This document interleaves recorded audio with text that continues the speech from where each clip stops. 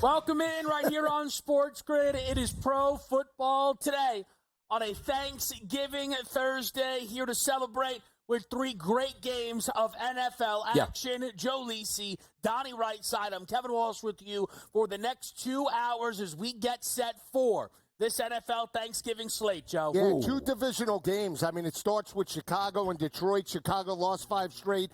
Detroit, the hottest team in the country right now, winning 9 straight games. We see Dallas and the New York Giants. Dallas hasn't won a home game all season long. And then the game tonight, 28-degree temperature. Yeah. Can Miami win as an underdog? That's what we'll see play out. Good stuff all the way through. And you do have an interesting division rivalry to start right away. And also Detroit. Typically that game I always talk about, Joe, growing up. Like, this is the bad game. This is the bad game. This might actually be the good game today, taking a look, because you see the best team in football for me, Detroit, playing in that one. Game number 2, we do have some intrigue now. Thank goodness Drew Lock is in to give us something to talk about. And you're right. The frozen tundra of Lambeau Field tonight. Perfect way to end Thanksgiving. There's so many interesting things to try and follow here. You mentioned late night out in Lambeau. Tua Tagovailoa saying throughout the week, excited to dispel some of the narratives that this team can travel to undesirable weather and still hold up and perform.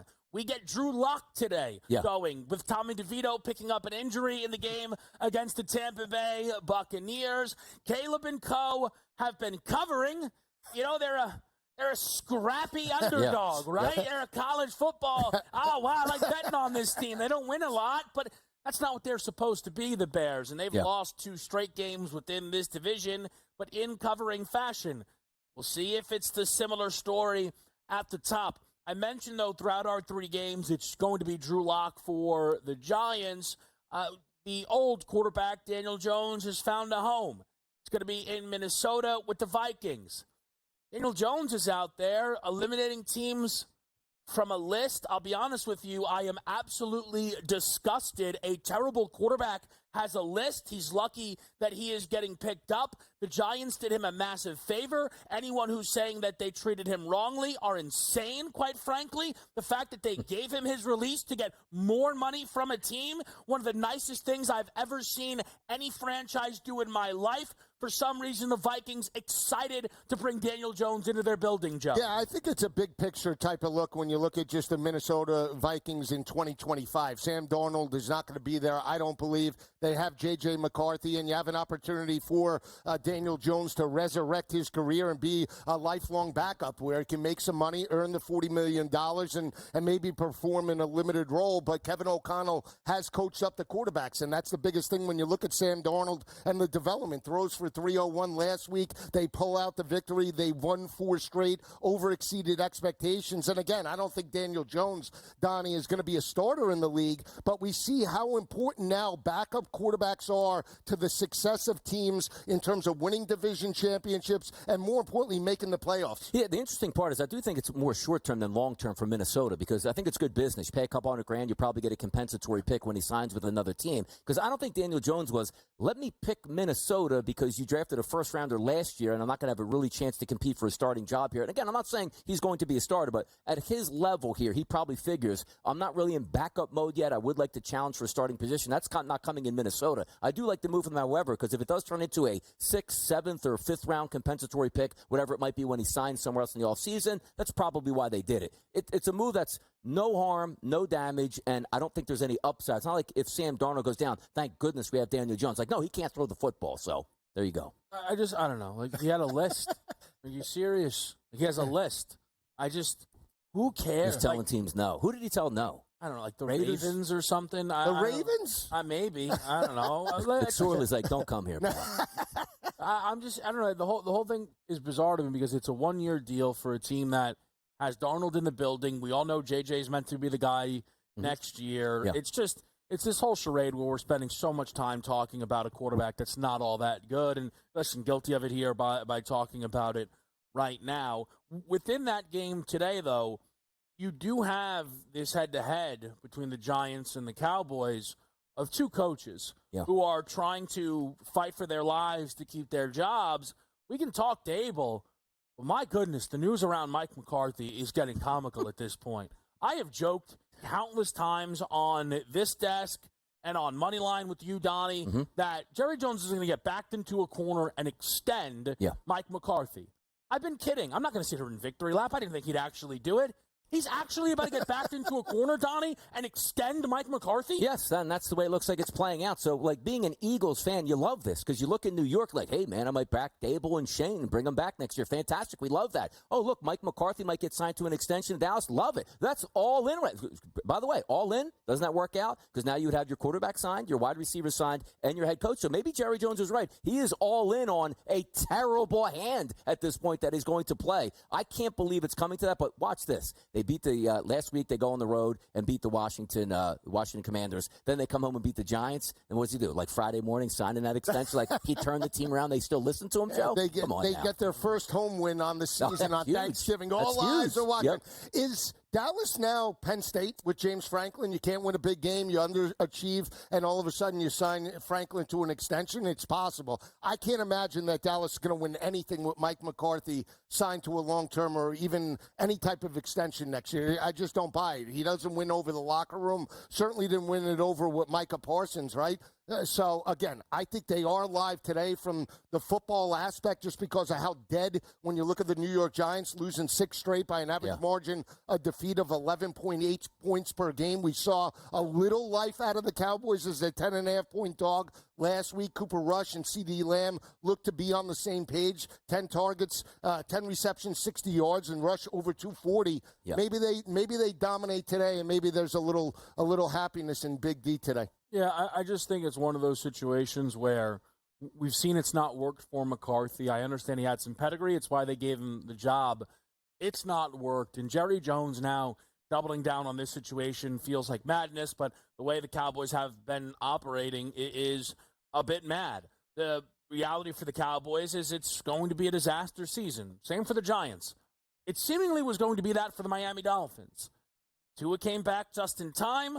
They got a win against the Rams they desperately needed, took advantage of a good schedule spot by beating both Vegas and New England, where they were over a touchdown home favorite, and now a win today for the Dolphins. Listen, not going to be easy going to Green Bay, who's been great this year, sitting at an 8-3 record, and they've been good at home right now so far as well. But Lisi, a win for the Miami Dolphins at 6-6. The playoff conversations become incredibly real for these Dolphins. Absolutely. And think about this. They're doing it without the emergence of Tyreek Hill. He's been a non-factor. It's been Jalen Waddle, Janu Smith, HN in terms of, the rushing and receiving game. So if Tyreek Hill could break out tonight, I mean, they have an opportunity to really hit the ground and really propel in the second half of the season. They've won 3 straight by an average margin of victory of 14 points per game.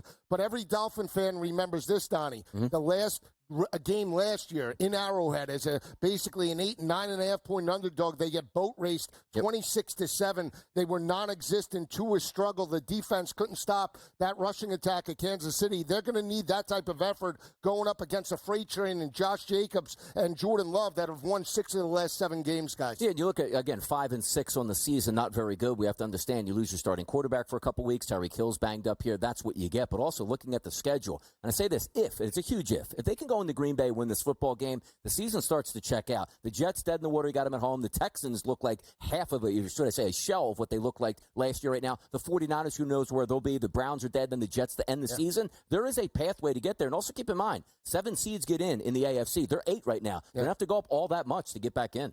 And their only team, they're not tied with a bunch of teams at 5-6. They're ahead of that Cincinnati, Indianapolis crop right now, which is a huge benefit. That's the night game. We go to game number 1 with you here, which is this game between Miami and Green Bay. It's next. It's on a Thanksgiving here on SportsGrid.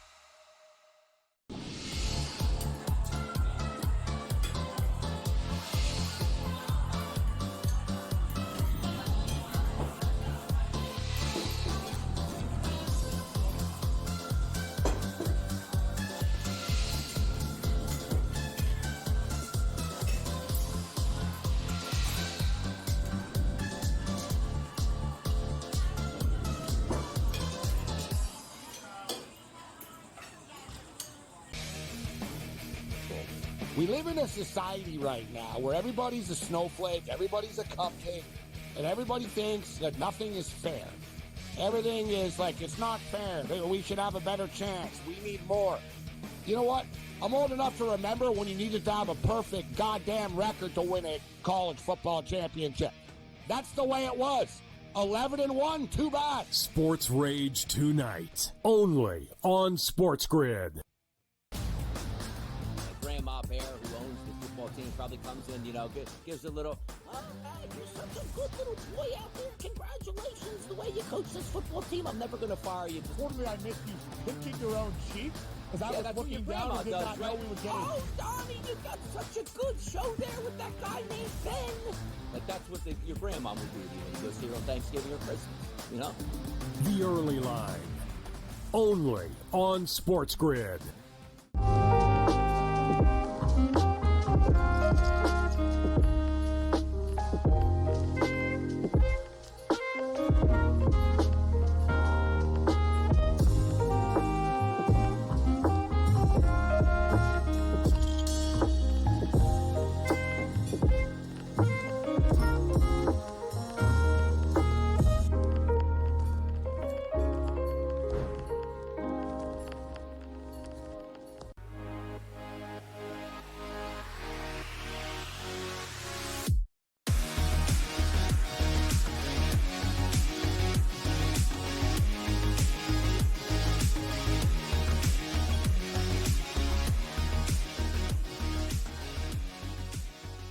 All right, with you right here on a Thanksgiving NFL slate. We're going to start the night game because this is the one I think that has the most implications. They all matter in different ways, but the playoff seeding in the AFC that we alluded to, a lot of these teams could use a Green Bay takedown of Miami. Denver trying to hold them off. Cincinnati, huge game against Pittsburgh this weekend, hoping for a little bit of help. So let's dive into this football game and figure out what we expect. 3.5-point favorites for the home pack. Total in this one is 47.5. Talk to me, Lisi. What do you like? Well, I do think the line is a little fishy, knowing how Green Bay dominated San Francisco last week. And I understand that San Francisco was undermanned. They went with Braden Allen. They had a lot of key injuries. Debo's not the same, but they were catching 5.5, 6 in that matchup. And knowing how bad Miami is in terms of cold weather, I was expecting to see Cat 4.5, 5s throughout the rest of the week. We're at 3.5, which is basically Miami has to win the game, in my opinion. I don't think it's going to come down to a field goal. So I do, from the spread perspective, lean to the Dolphins. I'm not betting it, but I would take the points. I do like the over here. I do believe that Jordan Love and that offense can move the football. He only threw for 163 yards last week. Turnovers gave them a short field. Josh Jacobs, Donnie, broke out with 106 yards on the ground. Another dominant performance. Offensive line is producing, but I think it's a Jaden Reed game. I think Jaden Reed can hit pay dirt. I think he can go over his number, and Tucker Kraft, I think, as well. I do think it is a cheap number because you're right, Joe. This line opened up at 3.5. Like, oh, I wonder where that moves this week. Didn't move anywhere. Just stayed at 3.5. And the same thing with the total. You take a look at 47.5. That's not moving much either. Now, there are really cold conditions in Green Bay tonight for the Green Bay Packers. Probably feels like a little bit balmy temperatures here at 27 degrees. But keep in mind, no precipitation, so we're not going to have a slippery field with any, rain, sleet, or any of the snow conditions. And winds manageable, right around 10 miles an hour. So I don't think that's going to play all that much into it. Also, we always talk about the Miami teams or the southern teams going up north to play in cold weather. I do think it's actually a benefit here for the Dolphins that they played last year with Kansas City. So it's not like you're shocked into it. That game, by the way, minus 10, minus 15, way colder than this one's going to be. So I do think the passing game will be open. But if I had to ask myself, one player of the game that I'm taking a look at in this game, it's Josh Jacobs. If he can control the ground game here for Green Bay, I think they win it. 4 straight games of at least 75 yards coming into this one. I think it's his game to win it here, which also puts the onus on Devon Achane to say, I got to counter with a running game as well. The battle of the running backs tonight, I think, is going to be won by Green Bay. Therefore, if that line sits at 3.5, that's the way I do lean, guys. So I look at this kind of spot here, and the weather is certainly a talking point, right? As it should be with what we've seen from the Dolphins. We remember how their season ended against Kansas City. Well, Tua has been addressing that straight on, saying, we're ready to prove some people wrong here. Now, listen, at the end of the day, for the Dolphins, proving people wrong is winning this game, right, by any score. 14-7 is as good as 41-17. But I think that Miami's offense is going to feel the pressure to produce in this situation, and everything I'm seeing suggests they will. Tua Tagovailoa, since he's come back from his most recent concussion, I don't know if, them putting him on IR gave him all the time he needed, where he knew when his return date was. He has been unbelievable. 76.5% completion percentage, 11 touchdowns to just 1 interception, a passer rating of 116, which is the only other quarterback above a 110 on the season is Lamar Jackson. I understand that is a 5-game window, and yes, you could certainly say, oh, come on, who was it against? You could argue the best game Tua has played since he came back was the second one on the road against everybody's favorite AFC contender, the Buffalo Bills. Tua has been brilliant for this team, and we learned during the Dolphins' time without Tua that, yes, McDaniel's really good. Tyreek is a first-ballot Hall of Famer, in my opinion. A-Chain's got all the juice in the world. Jonnu Smith breakout. That's great.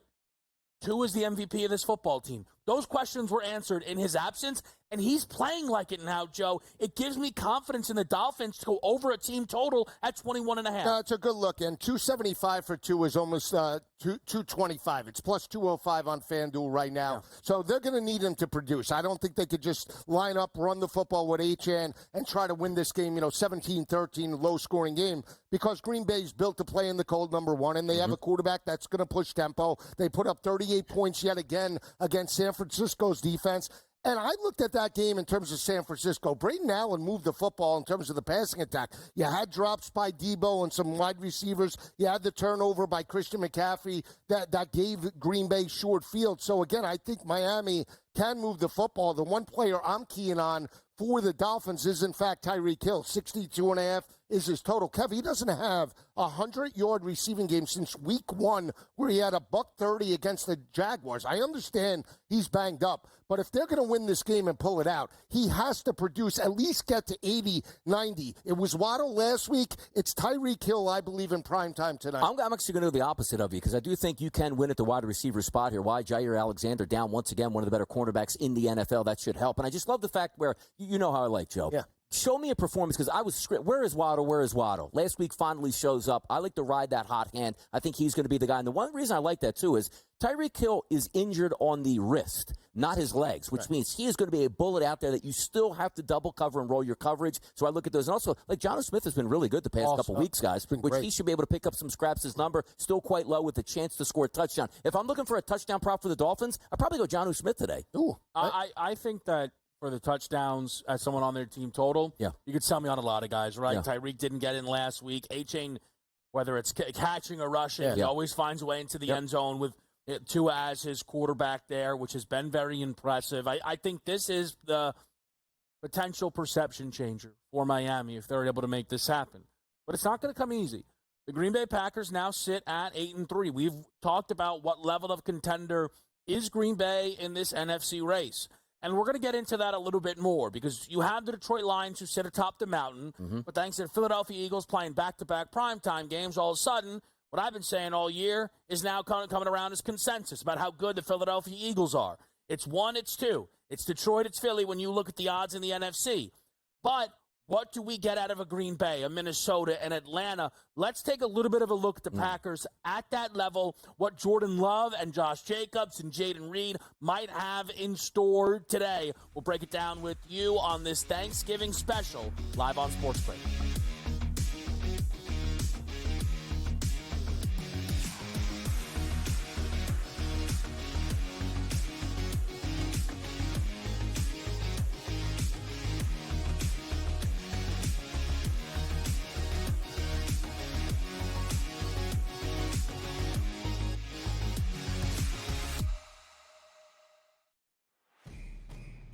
It's a new era in CFB to start off this year, put on full display. My take on this game is simple. I know some people will be upset about it. Good riddance to the Pac-12. Can you do it in terms of the week to week to week? I don't see a pathway for this team to miss the college football playoffs. We want to make sure you have those best bets in the entirety of our betting cards. That was in! But he had that program was already going there! Only on SportsGrid. We live in a society right now where everybody's a snowflake, everybody's a cupcake, and everybody thinks that nothing is fair. Everything is like, it's not fair. We should have a better chance. We need more. You know what? I'm old enough to remember when you needed to have a perfect goddamn record to win a college football championship. That's the way it was. 11-1, too bad. Sports Rage tonight. Only on SportsGrid. Fillet Indiana. They would smash them. Honestly, you listen to yourself speak? That's not a reality question. They have not played each other. You are using hypothetical. And they got embarrassed. As so many if teams they would have do. won that football, yes, that's you're but that's the thing, 100% guys. correct. No. The Stop. only Please stop. the only Let me argument speak. is Indiana is a decent football team and a product of their environment. The early line. Only on SportsGrid. He shouldn't need to hire outside help at this point to be able to help, let alone outside help, Joe, that used to work for him. Until they get him out of the way, I just don't see how this gets any better. And like you said, who are you picking from? Because most people who know the league want nothing to do with the ownership group there with the Jets. Pharrell Coast to Coast. Only on SportsGrid.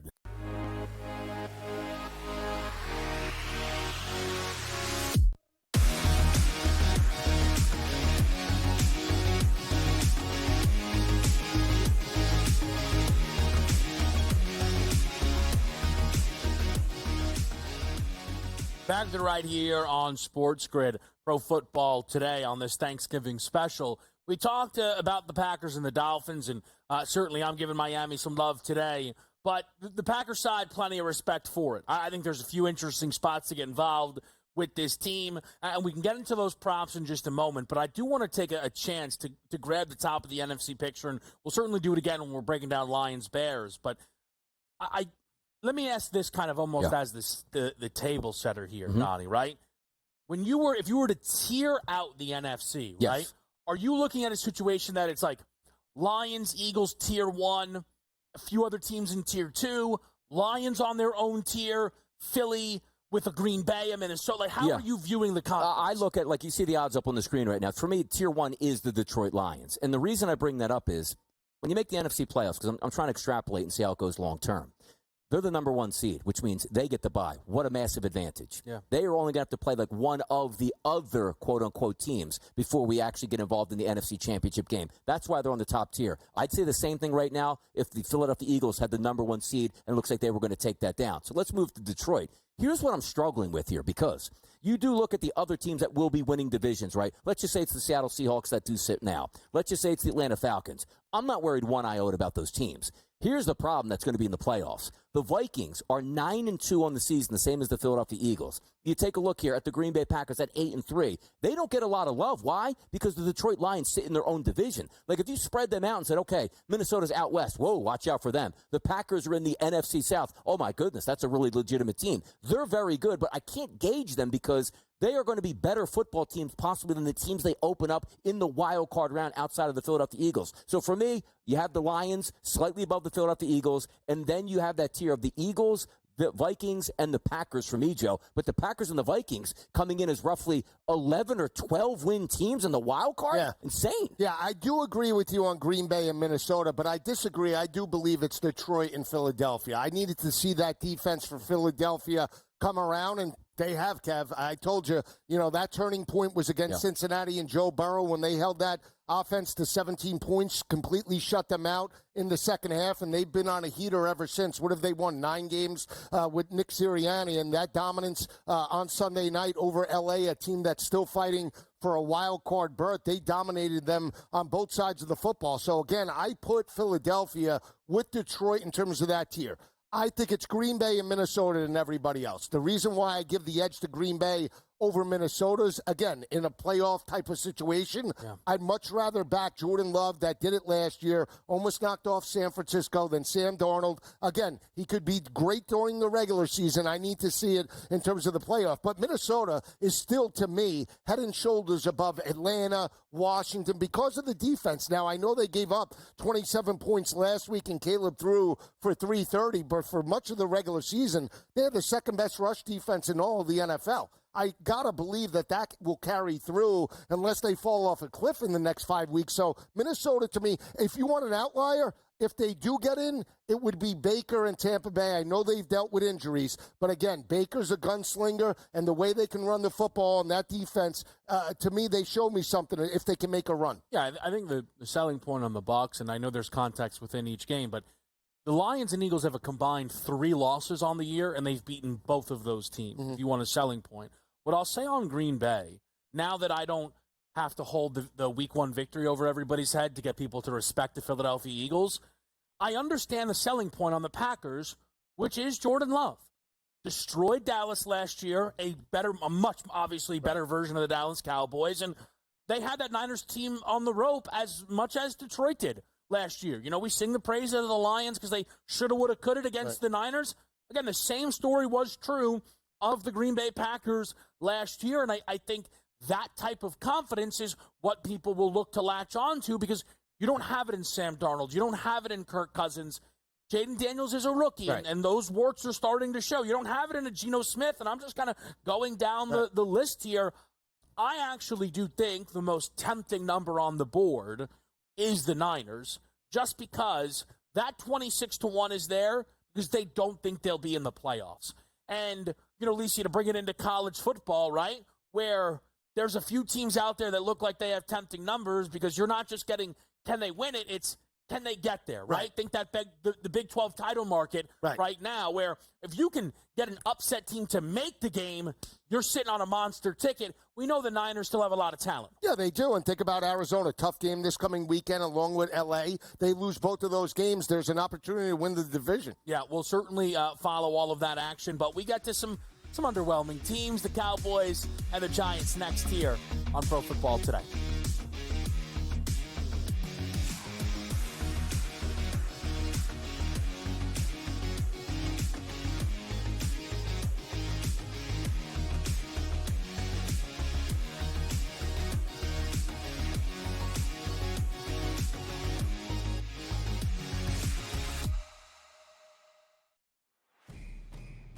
It's a new era in CFB to start off this year, put on full display. My take on this game is simple. I know some people will be upset about it. Good riddance to the Pac-12. Can you do it in terms of the week to week to week? I don't see a pathway for this team to miss the college football playoffs. We want to make sure you have those best bets in the entirety of our betting cards. That was in! But he had that program was already going there. Only on SportsGrid. We live in a society right now where everybody's a snowflake, everybody's a cupcake, and everybody thinks that nothing is fair. Everything is like, it's not fair. We should have a better chance. We need more. You know what? I'm old enough to remember when you needed to have a perfect goddamn record to win a college football championship. That's the way it was. 11-1, too bad. Sports Rage tonight, only on SportsGrid. Fillet Indiana. They would smash them. Honestly. Do you listen to yourself speak? That's not a reality question. They have not played each other. You are using hypothetical. And they got embarrassed. So many if teams they would have won that football, yes, that's you're 100% correct. No. The only argument is Indiana is a decent football team and a product of their environment. The early line, only on SportsGrid. He shouldn't need to hire outside help at this point to be able to help him, let alone outside help, Joe, that used to work for him. Until they get him out of the way, I just don't see how this gets any better. And like you said, who are you picking from? Because most people who know the league want nothing to do with the ownership group there with the Jets. Pharrell Coast to Coast, only on SportsGrid.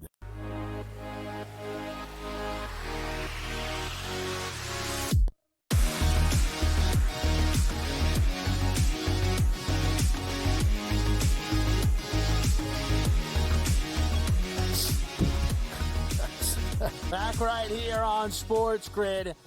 Giants, Cowboys. You know what, Donnie, since it is Thanksgiving, I'll be nice here. No, you won't. No. You could learn a thing or two.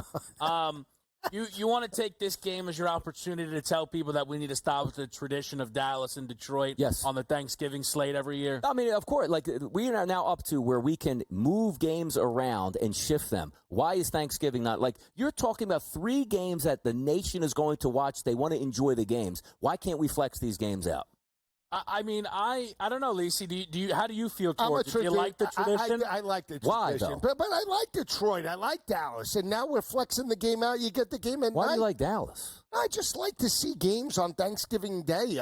Well, Miami, games can Dallas. be played other than Dallas. No, but we get one at night. Why does it have to be 3 What do you mean you get different one games? at night, though? But you could, We you get want the the night back. game. Like, What do you mean I honestly, if get one at Miami and night? the Packers played in the middle of the afternoon, that would be sensational. Why? Because it would be a better game at that point. I like the tradition. But you see, wanna kill you're a everything. Miami fan. That's why you brought that. No, up. you just want to kill everything. I Kill college football. We'll kill the NFL. No, I think I think the interesting for me is as much as it's like, oh, we could shift this around, they'd mess it up. They would. And by the way, as I say this, we are going to watch all these. We will bet all these the same way Detroit's been bad for 40 years on Thanksgiving Day. With me growing up, we still watch the game. Exactly. So, yeah. It's just, but again, to me, it's more so like, oh, we perfectly crafted the schedule this year, guys. We got great games for you, and it's like you would have the Carolina, Niners, right? Yes, the whole thing would get messed up, and it's like, all right, you know have the what? Bucks. I mean, come on now. Yeah, you hope, like Donnie. Usually, you get either Detroit or Dallas good every year. It's like, all right, we'll work off of that. Yep. Let's get into Cowboys Giants here. Allow me to just throw something out to people. Oh boy, because we talked Daniel Jones at the top of the show, and you see this number here today. I mean, we're on QB3. First of all, Drew Lock is 100% better than Tommy DeVito. Yes. You would be insane if you tried to argue the other side. You might think I am equally insane for arguing Drew Lock is better than Daniel Jones. I don't think I am. I think there is an argument that Lock is the best quarterback Brian Daboll will have coached in Giants blue. I truly believe that. Here's what I know. 11 games Daboll has coached without Daniel Jones as the starter. He is 8-3 against the number. Because Jones is not good, and they inflate these lines because they go, oh, he's missing his starter.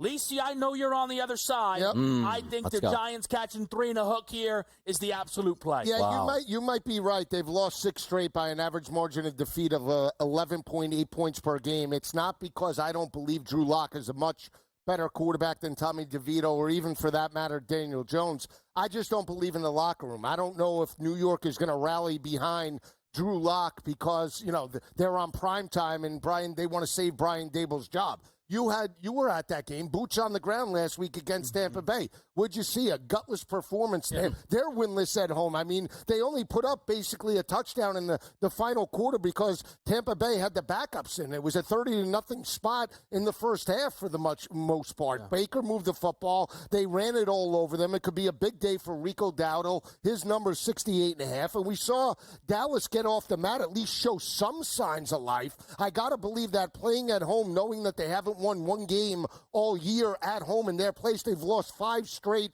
at home, Donnie, by 23.4 points in terms of margin of defeat. You're going to give it the best shot. I believe more in Cooper Rush than I do Drew Lock, and CeeDee Lamb I think could have a huge performance, Dallas. But I do think the under comes in. I just don't think the Giants will score here. There's a couple ways to look at this game, too. And also, when you take a look at Thursday games and Thursday road games, right, you know me, I'm a big proponent of, boy, you better build a strategy for the home team here. You take a look at the first game of the day, it's Detroit and Chicago. It's not really that long of a travel. Right. But now you're taking a look and saying to yourself, okay, now you got New York going to Dallas. You got Miami going to Green Bay. That hurts on a short work week. And I think I agree with Joe here, too.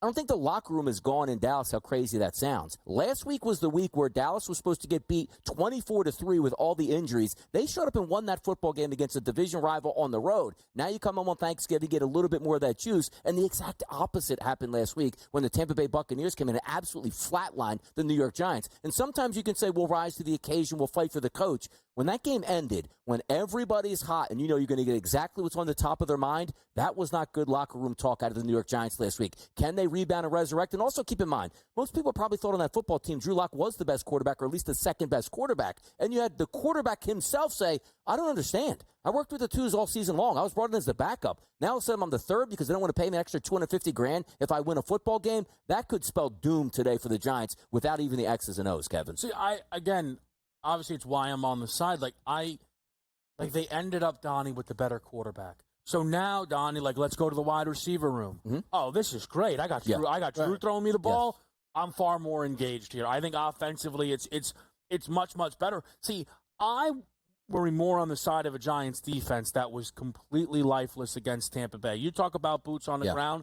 Let me just tell you this. If that was a college game where you're allowed to keep going and throwing, Baker's throwing 550 in that game without a problem. Right. He completed a 25-plus yard completion to around 5-6 different players in that football game. I mean, he looked like he was wearing Boomer Sooner OU red. He was lighting this Giants defense up.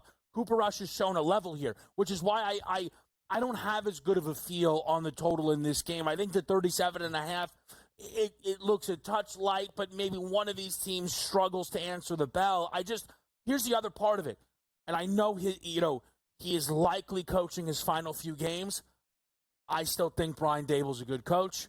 Call me crazy. I certainly think he's the better coach in this matchup. I don't care about the McCarthy credentials. Those have not mattered in a long time to me. No, we've seen the Giants prepared earlier in the season, and they lost some close games. I mean, they were in striking distance against the Pittsburgh Steelers, and Daniel Jones blew that game in the final minute with a critical interception. Mm-hmm. They can run the football with Tyrone Tracy. That is the concern for me, though, Donnie, the offensive line. Can they protect Drew Lock enough to give him time to locate Malik Neighbors, to locate Wan'Dale Robinson or Theo Johnson underneath? I don't know if they can. I mean, I saw Drew Lock against the Philadelphia Eagles. He couldn't move the football past the 50. Now, granted, that was a much better defensive front than what Dallas is going to bring today. But again, they're going to be fired up. Again, this is an opportunity for Dallas to say, you know what, we can win this game. Divisional opponent, let's eat from a defensive perspective, and that's where I do have concerns. The only players I would look to Malik Neighbors in terms of longest reception, 21.5. Wan'Dale Robinson, 14.5. And I'm not taking yardage on the Giants side, but maybe you get one or two big chunk plays with Lock at the helm. Yeah, no, I agree with you there because the talent on the field, Drew Lock, hasn't really shown up in the wins and losses, but the arm talent has always been there for him, and that's great for a wide receiver. And with you, I love Malik Neighbors today. We'll get into that a little bit later. But also, Joe, we bring up these points a lot.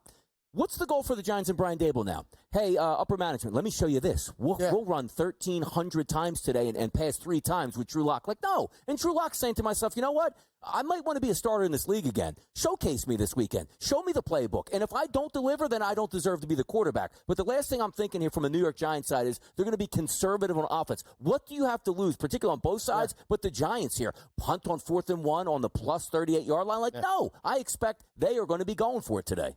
Does it sell me something? I'm about to bet this is the highest scoring game of the day. I mean, Lock. I mean, come on now. Let's go. I love Lock 350. I mean, if you think I'm not going to end up on the 500 combined, I mean, come on, you don't even. No, look, I think Lock can help out. I don't know about Cooper Rush in that one. So. Cooper Rush thrown for like 50 a game. He throws 50 times a game. So here we go. Which is incredible. Just quickly, number 1 overall pick odds here. Shadur, the favorite, moving.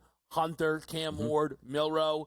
If the Giants end up with a pick anywhere inside that top 3, Donnie, I don't see any way they don't come away with a quarterback. 1,000%. When you are a bad football team, you're supposed to pick quarterbacks up top, not running back type players here or wide receivers. They'll be able to get their quarterback. But here's the problem. They win 1 or 2 games here, they ain't getting a quarterback again, apparently. No, but if it was a quarterback, in my opinion, it would only now be... Nussmeier? No, Shadur said... I would say Shadur and Cam Ward. Watching Milroe play last week, concern. Brennan Morton, maybe? Brennan Morton. Barron. Brennan. Yeah, whatever. Could be a Big 12 champion. Exactly, gotta be. Big 12 champion, baby. Not bad. All right, we're gonna hit a quick break. We'll come back. It's Lions Bears on the other side.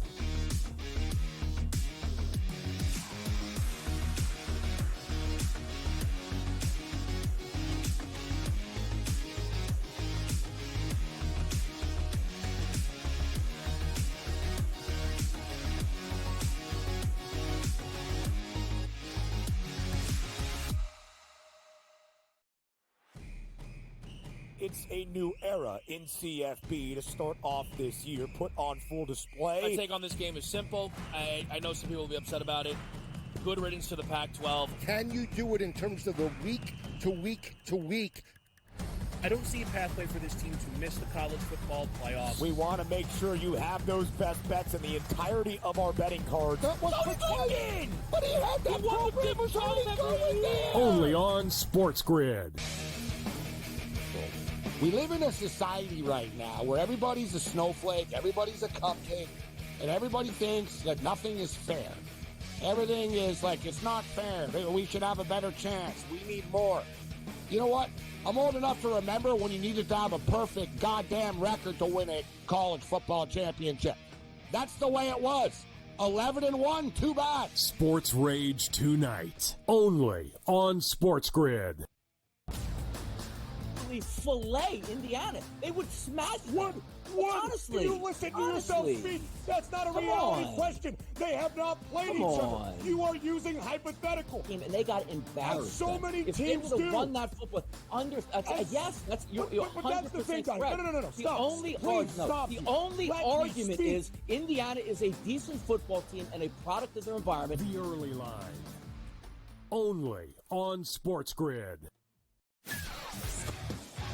He shouldn't need to hire outside help at this point to be able to help, let alone outside help, Joe, that used to work for him. Until they get him out of the way, I just don't see how this gets any better. And like you said, who are you picking from? Because most people who know the league want nothing to do with the ownership group there with the Jets. Pharrell Coast to Coast. Only on SportsGrid.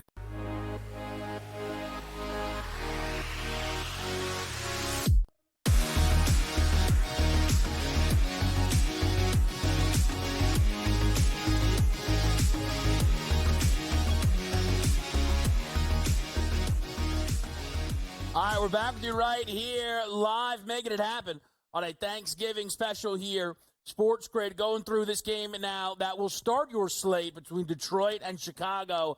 9.5-point spread. Do we still have some 10s out there in the market, Donnie? Earlier in the week, we had a 10.5, so just one more double-digit number now.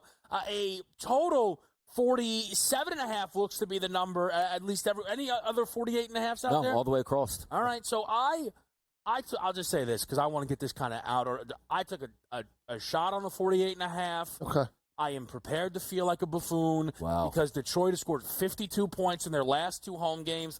Different level of competition, certainly. I also took note, first time all season, both of these teams are playing on short rest.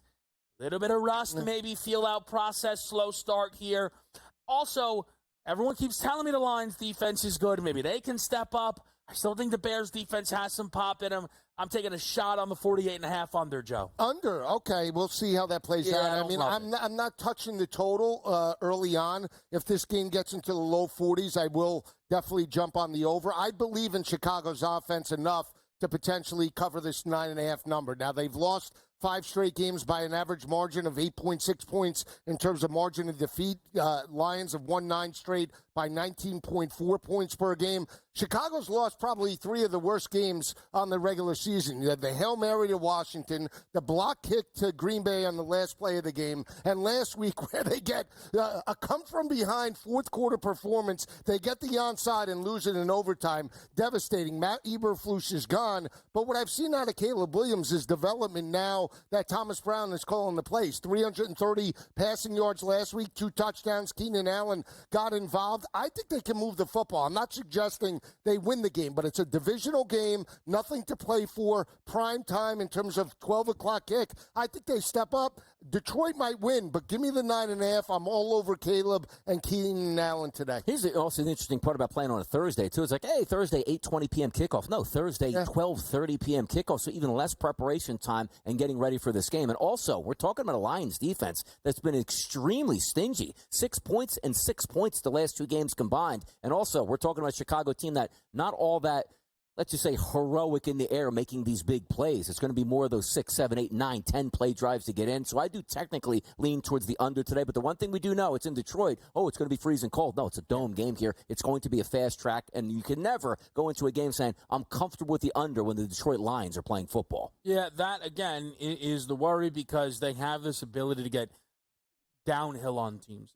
So this is, to me, the thing on Detroit, where I understand why everybody or so many feel they are the best team in football. They are the Super Bowl favorites. The Detroit Lions are the best team at blowing teams out. Yep. They're the absolute best at it. Now, they're 10-1. I'm not saying the record doesn't back it up, but they're 10-1. There are a number of teams within range of that record, right? Philly has 2 losses, Buffalo 2 losses, the Chiefs have the same record, right? But Detroit's ability to roll is what makes them just feel like this machine. But if you get into a battle, that's what it's all about. So can Chicago keep this thing in range? That's part of the reason I'm on the under here, Lisa, because I don't think the Bears win a 31-30 type of shootout. That defense that had been so good to them through the back end of last year, the early portions of this year, they have to show up here today in this game against the Lions team that is without Taylor Decker, banged up Amon-Ra St. Brown, banged up David Montgomery, not working at full strength on a short week. Right, you bring up the point about the killer instinct in Detroit, right? We can make the argument about how Kansas City plays down to the level of competition, winning but not covering spreads, right? Yeah. And we saw that even with the Eagles last year when they started 10-1, a lot of close games, right? Well, Detroit's like a college team. They have the killer instinct to close the door, and when they're up, they'll knock you out. The uppercut's coming at each and every turn. So that's the difference between Dan Campbell and everybody else this year. But to your point, in terms of, the leaning to the under, you haven't seen the consistency out of Chicago. Look at what Detroit did to Anthony Richardson from a defensive perspective, right? AR throws for 272 against the Jets, threw for $164 and only 6 points last week. Limited, couldn't get past the 50 in terms of the second half of that matchup. So again, Caleb's going to have to push tempo to some degree. I do feel he is progressing, not elite, but he's getting better. He understands where he wants to go with the football. They've been a little more aggressive with the play calling, Donnie, getting DJ Moore and Keenan Allen involved. And again, they're playing with house money. I mean, they're dead and buried from everything else. You might as well at least light it up on Thanksgiving. Yeah, and also, if you're playing, I do think the game, let's just say 10.5s are out there, somewhere in that range, if you can get that, that's a big difference here in this game. Because I do think Chicago has the ability to keep it close, and they have kept it close in a number of their games. It's just that will to win on the road, I don't think it's there. Because the Detroit Lions, for me, love them. They just execute. But also keep in mind, David Montgomery coming into this game was a key cog on that offense, banged up with a shoulder injury on a short week here. Amon-Ra St. Brown also coming into the game questionable. Should that pop up here? I think, is it Patrick? Who's the other wide receiver? Tim Patrick. He's got his 18.5, I think, today. No, but who's that? Raymond's down already for the game, so they're banged up quite a bit at this point here. We'll see how it plays out in that one. But if I had to take the points in this game as opposed to late, I'm taking it. I am. Can I ask you something big picture on Detroit? When you look at the rest of the schedule, they're going to play 3 straight at home now. Yes. Chicago, Green Bay, which is also a Thursday game, and then against the Buffalo Bills. The final 3 games they'll play will be at Chicago, at San Fran, and home against Minnesota. Yes. It is currently, in terms of strength of schedule, opponent, winning percentage remaining, it's one of the 8 most difficult there. Yes. When you look at that stretch, Donnie, of 6 games there, do you see multiple losses, 1 loss? How do you view it? Here's how I view it to keep it simple here. If the Eagles beat the Ravens on Sunday, the Eagles will be the number 1 seed coming into the playoffs. Like, if that's a simple way to answer the question. I don't know if I see 3 or 4 or 2 losses here, but if I do see that, put it this way, there's at least 1 loss on that schedule. Yeah. And if it is an NFC loss, that's going to give the Eagles the tie-breaking advantage at that point. The 2 games that stand out for me are Buffalo and Green Bay. Again, I know they get Green Bay in their house. Even at the Niners. Yeah, the Niners will be playing for that division on that Minnesota game. That's too. huge. I mean, Minnesota from a defensive perspective. I love Detroit. I love they Detroit, lost by 2 be honest. in the first game. I mean, again, by far the easiest game is the Bears. They play them twice. That's division. And I'm not trying to downplay what Detroit's done. Again, easy, soft. The schedule's been fine, right? It's about they have a very tough close in front of them, the Detroit Lions. And, again, that division isn't done and dusted. We mentioned the Minnesota and Packers a little bit earlier. We'll continue to break this game down next on SportsGrid.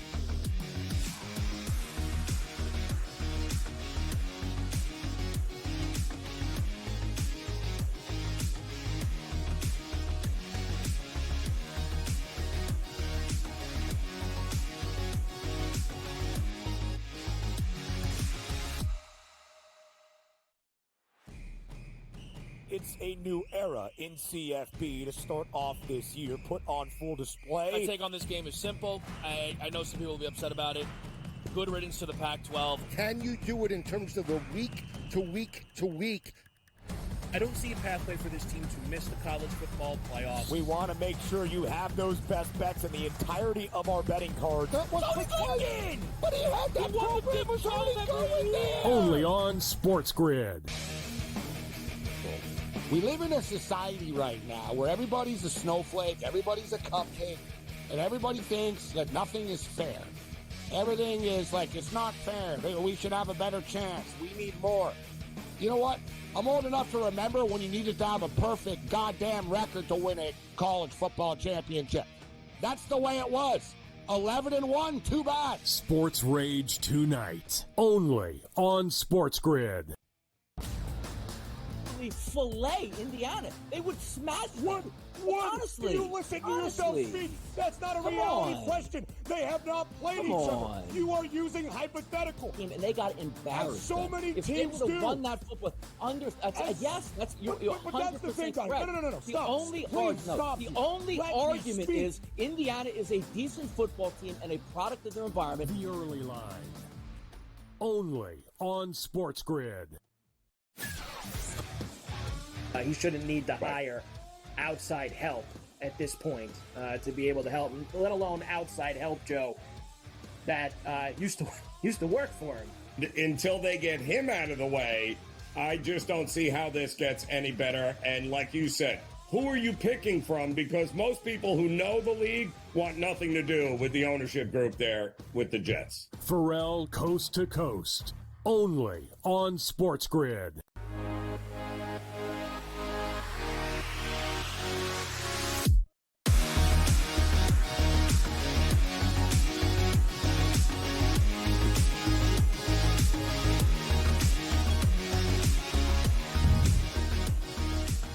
Back as you're right here, talking about the early game on your Thanksgiving slate, which is the Detroit Lions and the Chicago Bears. And just to quickly button this up, because I want to get into some Chicago stuff in a moment here, but the NFC North odds, I just think it's one of the most interesting things because, Detroit, they sit there, right? Super Bowl favorites, got it, cool.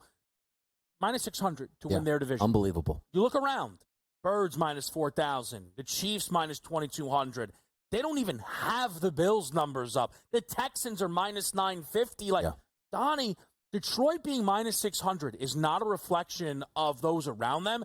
That's the books going, we think they're unbelievable. They are a slip up away from being tied at the top. And that's why we look at this division. I keep saying to myself, we don't talk enough about the Vikings and the Packers. Like, hey, how are the Vikings doing this year? I don't know. Detroit's in first place. Who's in second? Oh, a 9-2 football team followed by a 3-loss football team right behind them. So I get a kick out of when I see those numbers at minus 600 where, look, it's not even about injuries. Their schedule is tough, but also we know the Vikings, Packers, and the Bears are going to be beating on each other the rest of the way. But minus 600 with a one-game lead and so much left to play is insanity. It's worth taking the 7-1 or 16-1 flyer on both Minnesota and Green Bay because, again, look at Minnesota. They win over the past 4. They're on a 4-game winning streak. Justin Jefferson has basically been non-existent over the past couple of weeks, right? It's been about 3 games since he has a 100-yard performance, and Sam Darnold and Jordan Addison are the hottest quarterback-wide receiver combo. So, again, that defense, if they could bounce back into form where they were at the start of the year, where you couldn't run on them, there's no doubt that they can win the division. And Green Bay, I think they're 8-3 right now. They're 4-2 at home. Jordan Love, he was hurt for much of the year. That defense has come around. And Josh Jacobs, what a great addition. We talk about Derrick Henry, Saquon Barkley, but Josh Jacobs in that rushing attack in a 2-game scenario where if the division is on the line, I got to believe Green Bay can pull it out, and I think they can challenge Detroit. So we'll see. Yeah, I think it's going to be really fun to watch play out within the NFC North. I just think that is one of those things where it's why I disagree with Detroit being comfortable Super Bowl favorites with the gap that they have out there in the market. Because if the Eagles do not win their division, if the Chiefs do not win their division, it probably means you had a season-changing injury. If Detroit doesn't win their division, it means they got by the Bears once and the Niners, and then the division being on the line in Week 18 would not be stunning whatsoever. And if the Lions end up the 5th seed, they're not going to be Super Bowl favorites. And it wouldn't be all that stunning. So that, to me, is where I challenge their status in the market. Quickly on Chicago. I still think the inevitable is the inevitable. Eberflus will be fired.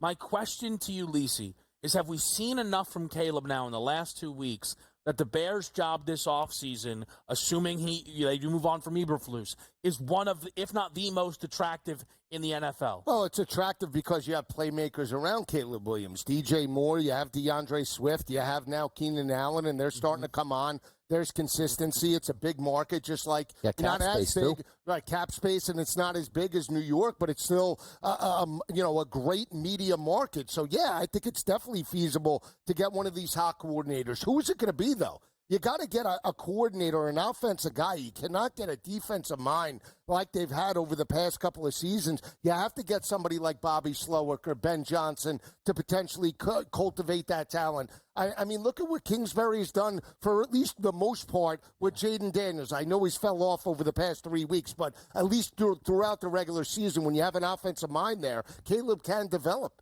It's a great job for next year, and it's just we're all stunned that Matt Eberflus came back. That was the perfect time to cut bait with him as a defensive coordinator / head coach and go out and get that hot shot offensive coordinator, which I would have thought people were kicking down the doors to get. And I know it's crazy, and the Bears fans were hyped up right away. How Jim Harbaugh is not the head coach of the Chicago Bears, I will never know that, how he got to be escaped to be in Los Angeles, where it was like, yeah, that's kind of nice, but we're not even going to entertain that thought process. And you end up with Waldron, who was supposed to be the guy grooming your quarterback, already fired. Get rid of the front office altogether and the coaches. Honestly, it's a valid point there, because the one thing is I don't think you run the risk when you have a quarterback already in your building and you fire the GM specifically. You run the risk of, this isn't my guy. That's not the case with Caleb Williams. And a lot of GMs were like, whoa, that's my guy. I drafted him. Don't you remember there? So I think that is one of the interesting things that could potentially play out. We'll watch this whole thing develop in Chicago, but I don't really see any scenario Eberflus keeps this job. No shot. I mean, look, they could win out, but also, I don't know, the Chiefs could lose out. Bring back Bear. You think so? All right. There we go. Maybe we'll see how it plays out. We keep diving into a Thanksgiving NFL slate with you right here at SportsGrid.